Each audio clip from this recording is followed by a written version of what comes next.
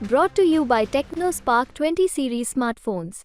आजकल 22 साल में शादी भी नहीं होता है और हमारे युवा को 22 साल की उम्र में रिटायर किया जा रहा है। अब खुद 75 साल के बाद भी एक बार देश के लोगों से मौका मांगना चाहता है। हमारे जितने भी सरकारी संस्था है उसको प्राइवेट किया जा रहा है। आज मोदी जी का 75 साल पूरा हो गया है, उसके बाद भी देश के जनता से एक बार मौका मांग रहे हैं। वो कह रहे हैं कि हमको एक बार मौका दो, फिर हम तीसरी बार प्रधानमंत्री बनना चाहते हैं। यानी कि 18 साल का आवेदन कीजिए, नौकरी लाइए और 22 साल में आप रिटायर हो जाइएगा, क्योंकि हमारे आने वाला पीढ़ी जो है वो सर उठा लीजिए। इसलिए हमारे पूर्वज ने बलिदान दिया, तब जाके देश आजाद हुआ। ये देश आपका है साथियों, किसी का जागीर नहीं है। ये देश आपका और हमारा है साथियों। तो इसलिए साथियों, हमारे अपने देश के लिए लड़ाई लड़ना है, संविधान के लिए लड़ाई लड़ना है, गरीब पिछड़ा दलित के भाई के लिए लड़ाई लड़ना है और इसके लिए मजबूती से लड़ाई लड़ना है। ये जो दिल्ली में सरकार है, ये सरकार आपका नहीं है साथियों। अगर ये सरकार आपका रहता तो ये आपसे 10 साल पहले जो वादा किया आज वो वादा को पूरा कर देता, तो हम मानते हैं कि आपका सरकार है साथियों। आपने देखा 2014 में एक नेता आए और विप्लव जैसे अपने देश में वादा किए थे, उसी तरीके से हमारे देश में एक नेता है, वो वादा किए। वादा क्या किए? वादा किए कि भाई हमको सरकार में लाओ, हर साल 2 करोड़ युवा को नौकरी देंगे। आपको लगा कि हम बेरोजगार हैं, हम मोदी जी को लाएंगे तो हमको नौकरी मिलेगा। आप उनके साथ आ गए और फिर उन्होंने कहा हम आपके अच्छे दिन लाएंगे, विदेश में काला धन है उसको लाएंगे और किसी के खाते में दे देंगे।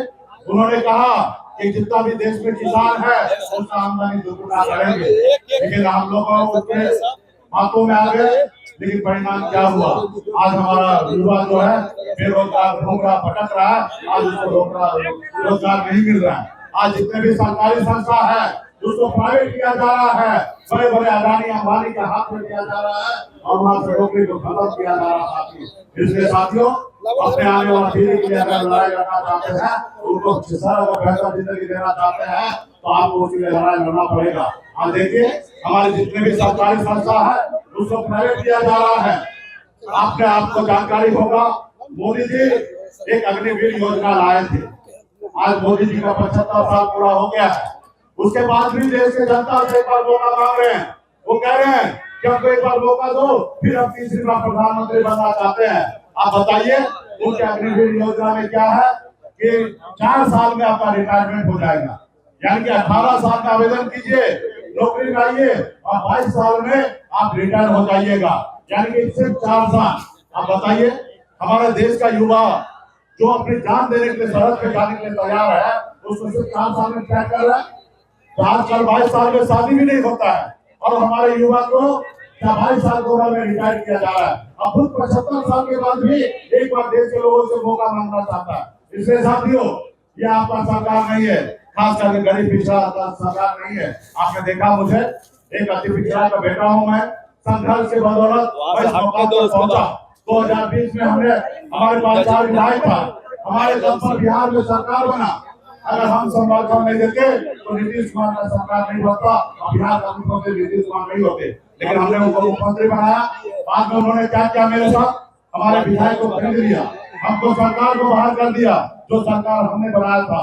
इसलिए साथियों, ये गरीब के लिए नहीं है, ये बड़े बड़े लोगों के लिए है। अभी देखिए आपको पता चला होगा 16,000 करोड़ रुपया चंदा में लिया। बड़े बड़े उद्योगपति को कहते हैं कि आप हमें चंदा दो और हम आपको चंदा देते हैं। जो बड़े बड़े लोग हैं उसको ईडी सीबीआई का नोटिस भेजता है, उससे चंदा देता है साथियों। तो इसलिए साथियों, जब बड़े लोगों को चंदा दिया जाएगा तो ये सरकार को उनको काम करना पड़ता है। तो इसलिए साथियों, मजबूती से तमाम यहाँ पे पिछड़ा दलित पार्टी के जितने भी पदाधिकारी हैं, सबसे आग्रह करता हूँ कि मजबूती से एक गांव में एक बूथ पे जाइए और हर बूथ को जीतने का काम कीजिएगा। तो हमारा यहाँ पे प्रत्याशी भाई श्रवण कुशवाहा जी चुनाव जीतेंगे और दिल्ली में हमारा सामाजिक न्याय मजबूत होगा और बिहार में जैसे हमारे भाई तेजस्वी जी ने नौकरी दिया, उसी को नौकरी आने वाला समय में सिलसिला जारी रहेगा। तमाम हमारे बहुत बहुत धन्यवाद।